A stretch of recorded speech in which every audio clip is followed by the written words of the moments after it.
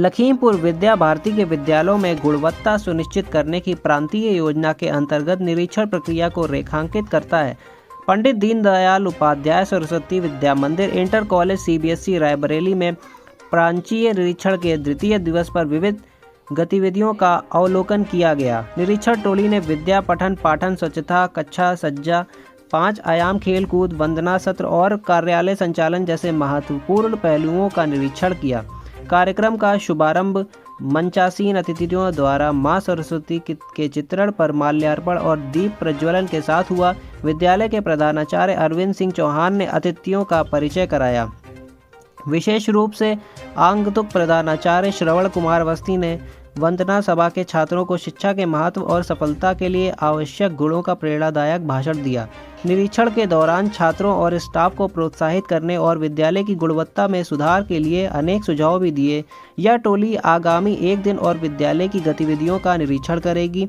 इस प्रकार की निरीक्षण प्रक्रियाएं शैक्षिक संस्थानों की समग्र प्रगति सुनिश्चित करने और शिक्षा के स्तर को उन्नत बनाने में सहायक सिद्ध होती हैं।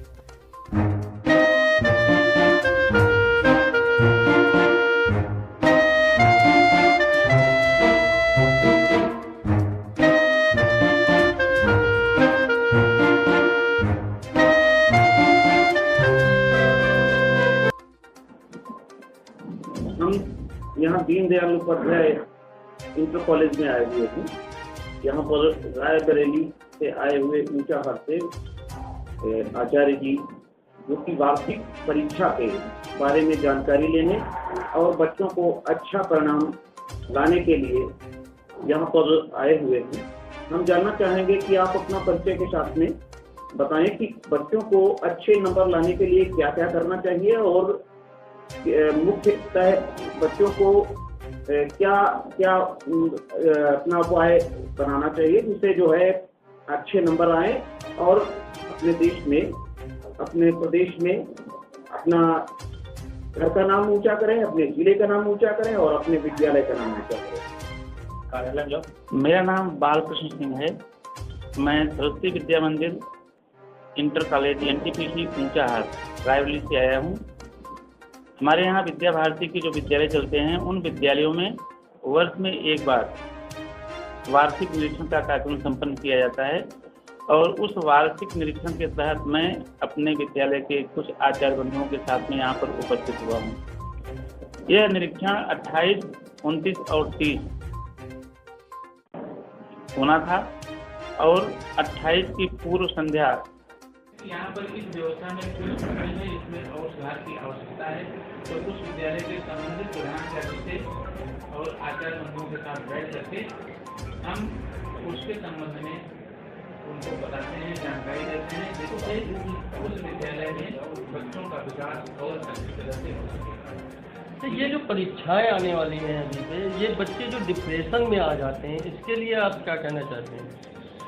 बच्चे डिप्रेशन में न आए इसके लिए लगातार विद्यालय स्तर पर प्रधानाचार्य जी के द्वारा और उनकी टीम के द्वारा प्रयास किया जाता है। लेकिन इस संदर्भ में मेरा यह मानना है कि बच्चों को प्रोत्साहित करने का कार्य विद्यालय स्तर से लेकर के और घर तक किया जाना चाहिए। उनका पठन पाठन का समय, उनकी दिनचर्या, ये सब व्यवस्थित कराई जाएगी और बच्चों को प्रोत्साहित किया जाता रहेगा। उनके द्वारा जब कार्य किया जा रहा है तो निश्चित रूप से उनके अंदर सुधार की स्थिति दिखाई पड़ेगी और वो अच्छे अंकों को ले करके अच्छे संस्कारों के साथ विद्या भारती के विद्यालयों से आगे जा सकेंगे।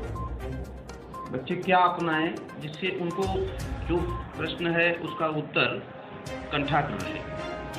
बच्चे लगातार स्वाध्याय करते हैं। स्वाध्याय के समय उनके पास में जो प्रश्न तैयार किए जा रहे हैं उन प्रश्नों को लिखित रूप से उनका अभ्यास करना चाहिए और उसका मनन करना चाहिए।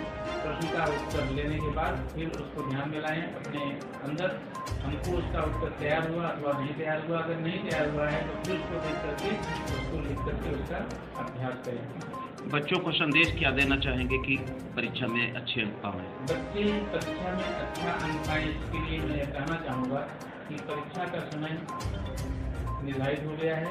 अब बचे हुए समय में विद्यार्थी के देख रेख की आवश्यकता है और देख रेख का यह कार्य अभिभावकों से लेकर के विद्यालय स्तर पर होना चाहिए। घर पर उनके माता पिता, उनके भाई बहन या परिवार के जो अन्य सदस्य हैं उनके द्वारा यह देखरेख होनी चाहिए। विद्यार्थी अपना समय सारणी बना करके घर पर अपना स्वाध्याय का कार्य कर रहा है, अपनी तैयारी कर रहा है अथवा नहीं कर रहा है। विद्यालय में विद्यालय के प्रधानाचार्य और पढ़ाने वाले जो विषयाचार्य हैं उनके माध्यम से इसकी निगरानी लगातार होती रहनी चाहिए।